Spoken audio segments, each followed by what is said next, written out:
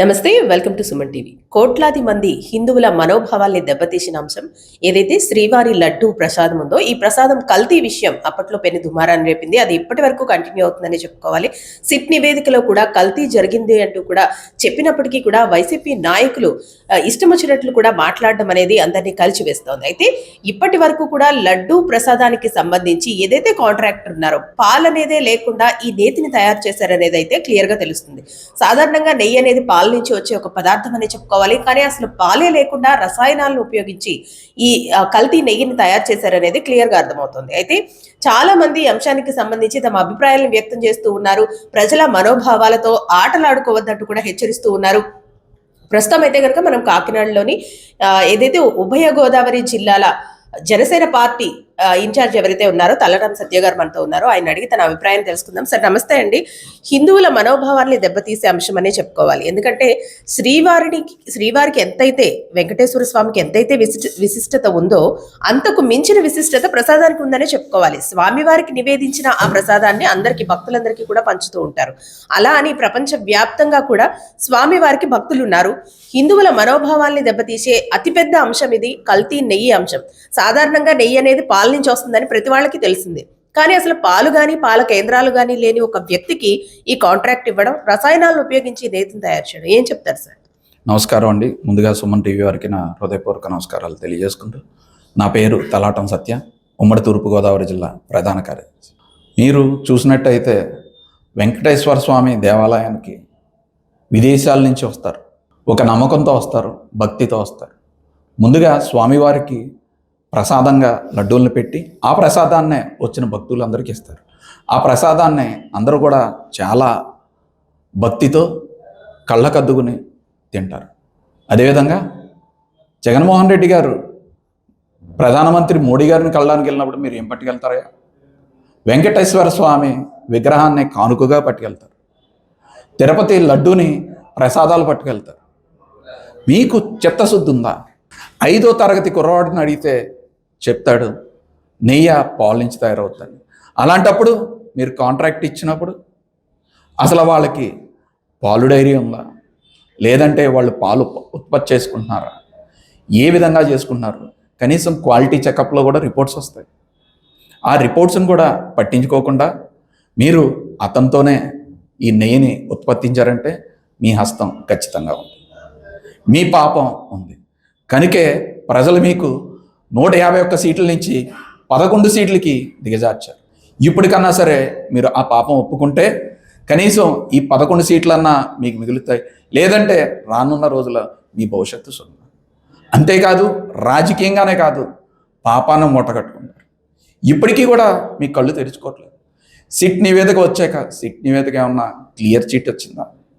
ఇది నెయ్యి అని ఏమన్నా వచ్చిందా? ఇందులో కల్తీ జరగలేదని వచ్చిందా? అసలు ఇది నెయ్యే కాదని వచ్చింది. అయినా సరే మీ వైఎస్ఆర్సీపీ నాయకులు ప్రెస్ మీట్లు పెట్టి సోషల్ మీడియా మాధ్యమాల్లో పవన్ కళ్యాణ్ గారిని టార్గెట్ చేస్తారు. మీరు అసలు ఏ విధంగా పవన్ కళ్యాణ్ గారి కోసం మాట్లాడడానికి సరిపోతారు? ఆయన కల్తీ జరిగింది ఏ ప్రభుత్వంలో, మీ ప్రభుత్వంలో అయినా సరే ఆయన దీక్ష చేపట్టి రాష్ట్ర వ్యాప్తంగా 3 రోజులు భజన కార్యక్రమాలు, ఆలయాల్లో పూజా కార్యక్రమాలు, ఉపవాస కార్యక్రమాలు చేపట్టి వెంకటేశ్వర స్వామి పాపానికి పరిహారం చేస్తున్నాం, ప్రజల్ని కాపాడండి, సర్వేజన సుఖనోభవంతు అంటూ ఆయన ప్రజలందరికీ ఒక మంచి మెసేజ్ ఇచ్చారు. అదేవిధంగా తిరుపతిని వేదికగా చేసుకుని అక్కడ సభ ఏర్పాటు చేసుకుని హిందూ ధర్మాన్ని, సనాతన ధర్మాన్ని, విలువల్ని చాటి చెప్పారు.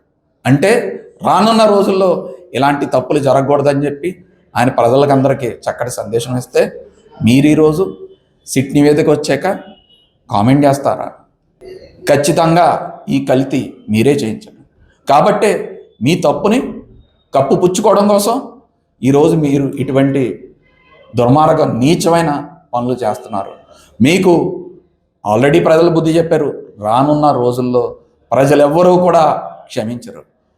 తిరుపతి వెంకటేశ్వర స్వామి దేవాలయానికి ఒక హిందువులు మాత్రమే కాదు, ముస్లిమ్స్ వస్తారు, క్రైస్తవులు వస్తారు, దేశ విదేశాల నుంచి అన్ని మతాల నుంచి, కులాల నుంచి కూడా వచ్చి ఆరాధ్య దైవంగా కొలుసుకుంటారు.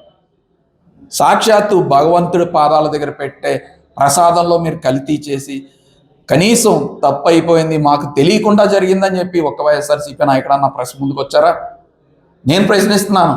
ఒక్క వైఎస్ఆర్సీపీ నాయకుడన్నా ఈ రోజు వరకు బయటకు వచ్చి మాకు తెలియకుండా జరిగింది ఇది, తప్పు ఎవరు జరిగినా తప్పే, భగవంతుడు అందరిది అని చెప్పి ఎవరన్నా లెంపలేసుకున్నారా? మీ తప్పుని కప్పు పుచ్చుకోవడానికి మాట్లాడుతున్నారు. ఇది కరెక్ట్ కాదు. జనసేన పార్టీ నుంచి మేమందరం తలుచుకుంటే మీకన్నా దారుణంగా మాట్లాడే పరిస్థితి మా దగ్గర ఉంది. కానీ మా పవన్ కళ్యాణ్ గారు నిబద్ధతతో ఉండమన్నారు. ఏదన్నా మాట్లాడితే సబ్జెక్ట్ మాత్రమే మాట్లాడమన్నారు. వ్యక్తిగతంగా ఎవరిని దూషించొద్దన్నారు. కనుకే మేము దూషించట్లేదు. మాట్లాడాలంటే వెంకటేశ్వర స్వామికి 7 కొండలు వద్దనుకున్న వాళ్ళు గాలిలో కలిసిపోయారు. ఇదే విధంగా ఈ కల్తీ చేసిన వాళ్ళు మీరే ఏమైపోతారు? ఇప్పటికే కోర్టు దగ్గర 3 ఒప్పుకున్నారు, కల్తీ చేసామని ఒప్పుకున్నారు. అయినా సరే మీరు వెనకేసుకొస్తున్నారు. చిత్తశుద్ధి లేదా మీకు? భగవంతుడికే న్యాయం చేయలేని వాళ్ళు మీరు ప్రజలకేం చేస్తారు? రానున్న రోజుల్లో మీ సీట్లు 0. రానున్న రోజుల్లో మీ పార్టీకి భవిష్యత్తు లేదు. రానున్న రోజుల్లో అసలు మీకు పార్టీయే లేదు. ప్రజలు ఆంధ్ర రాష్ట్రం నుంచి మీ పార్టీని తరిమి కొడతారని చెప్పి నేను మీడియా ముఖంగా తెలియజేసుకుంటున్నాను. ఇప్పటికన్నా లెంపలేసుకోండి. వెంకటేశ్వర స్వామి ముందు లెంపలేసుకుని భగవంతుడా కల్తీ జరిగింది అని చెప్పండి. అదేవిధంగా మీరు ఏదైతే పవన్ కళ్యాణ్ గారిని దూషించారో లెంపలేసుకుని పవన్ కళ్యాణ్ గారు మమ్మల్ని క్షమించండి, మీరు దీక్షలు చేపట్టారు, దాన్ని కూడా మేము వక్రీకరించాం, తప్పు అయిపోయింది అని చెప్పి పవన్ కళ్యాణ్ గారికి క్షమాపణ తెలియజేయమని చెప్పి సభాముఖంగా నేను తెలియజేసుకున్నాను. చూసారు కదండి, మొత్తానికి తిరుపతి లడ్డు అంశం పెను దుమారాన్ని రేపుతుంది. ఏదైతే ప్రజల మనోభావాలు, ముఖ్యంగా కోట్లాది మంది భక్తుల మనోభావాలతో ఆటలాడుకునే ఇటువంటి వ్యవహారానికి సంబంధించి ఇప్పటికే ఇది కల్తీ జరిగింది అంటూ కూడా సిట్ నివేదిక చెప్పినప్పటికీ ఏదైతే వైసీపీ నేతలు ఉన్నారో వీళ్ళు చేస్తున్న ఆరోపణలు, వీళ్ళు చేస్తున్న ప్రచారాలు ఎంతవరకు సమంజసం అంటూ కూడా నేతలు ప్రశ్నిస్తున్నారు.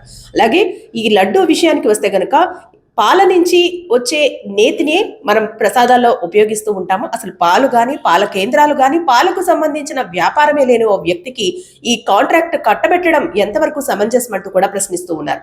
మరి ఈ అంశం ఎంతవరకు వెళ్తుందనేది మనం వేచి చూడాల్సిన అంశం. కెమెరా పర్సన్ శ్రీధర్తో అనుశ్రీ, సుమన్ టీవీ, కాకినాడ.